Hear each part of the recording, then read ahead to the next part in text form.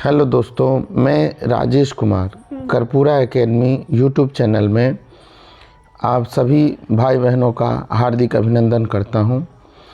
आज मैं पुनः एक नया वीडियो लेकर आया हूं, जिसमें मैं बीकॉम पार्ट 3 के पेपर 5 का कुछ इम्पोर्टेंट क्वेश्चन जो इस बार एग्ज़ाम में पूछे जाने वाले हैं 2025 वाले एग्ज़ाम में, वो कर्पूरा एकेडमी के विशेषज्ञों द्वारा जो गेस किया गया क्वेश्चन है उसे मैं आज आप लोगों के सामने रखने जा रहा हूं। आप इस वीडियो को अंत तक ज़रूर देखिएगा और इसके क्वेश्चन पर भी ध्यान दीजिएगा। अगर आपको लगे जिसमें से कोई क्वेश्चन आपको नहीं आता है तो कमेंट के माध्यम से आप बताएंगे, मैं उसका पुनः एक वीडियो बनाकर आप लोगों को दे दूंगा, जिसे आप अच्छा से देख करके एग्ज़ाम दीजिएगा। देखते हैं, वो पेपर है फाइनेंशियल एंड इन्वेस्टमेंट मैनेजमेंट। इसको शॉर्ट में एफएम कहा जाता है, financial management. Financial and investment management को एफएम के नाम से पहले जाना जाता था। अब इसमें कुल 10 क्वेश्चन पूछे जाते हैं।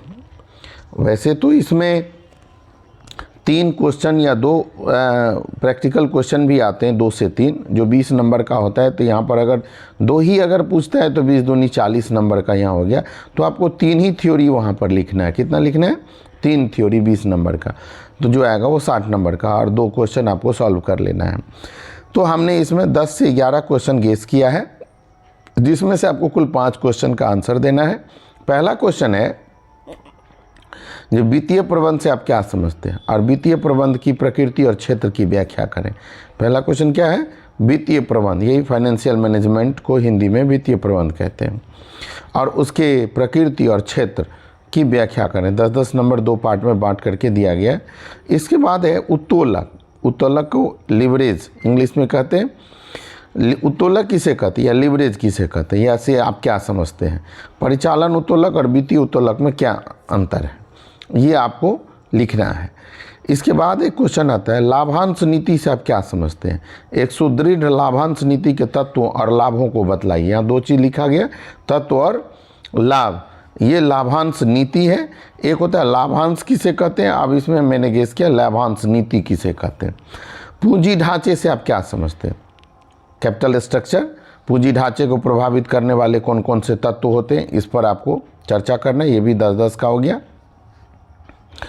इसके बाद है अगला क्वेश्चन, क्वेश्चन नंबर 5, पूंजी बजटन से आप क्या समझते हैं? पूंजी बजटन की आवश्यकता एवं उद्देश्य का वर्णन करें। पूंजी बजटन की आवश्यकता, यहाँ ध्यान रखना है, यहाँ थोड़ा सा शायद वो मिसप्रिंट हो गया हो, तो आवश्यकता और उद्देश्य का वर्णन करें। इसके बाद हम लोग देखते हैं अगला क्वेश्चन है, प्राथमिक बाजार और द्वितीयक बाजार से आप क्या समझते हैं या किसे कहते हैं?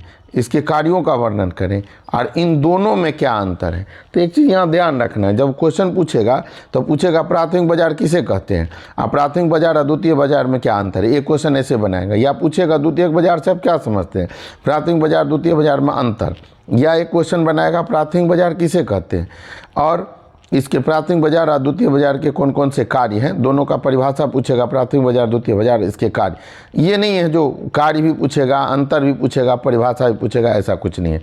चलते हम लोग अगला क्वेश्चन की तरफ देखते हैं। अगले क्वेश्चन पर, प्रतिभूति, सिक्योरिटी से आप क्या समझते हैं? प्रतिभूति कितने प्रकार के होते हैं? सभी प्रकारों का जो एक निश्चित तरीके से वर्णन करना है। प्रतिभूति के प्रकारों का वर्णन करना है।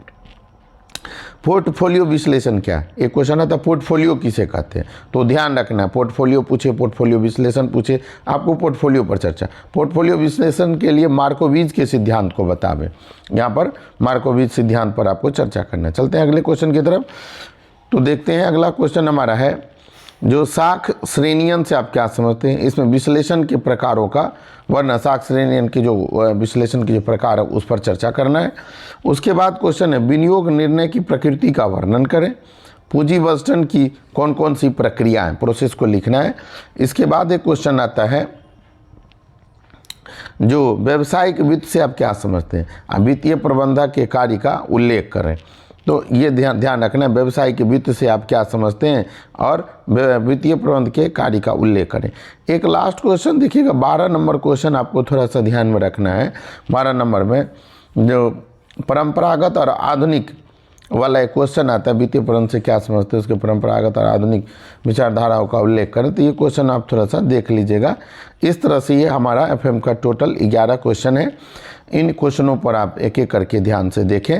अगर आपको यह वीडियो अच्छा लगे तो लाइक ज़रूर कर दीजिएगा और कमेंट के माध्यम से बताइएगा, और जो जो हमारे भाई बंधु नहीं किए हैं इसे सब्सक्राइब, उसे सब्सक्राइब कर लीजिएगा। धन्यवाद।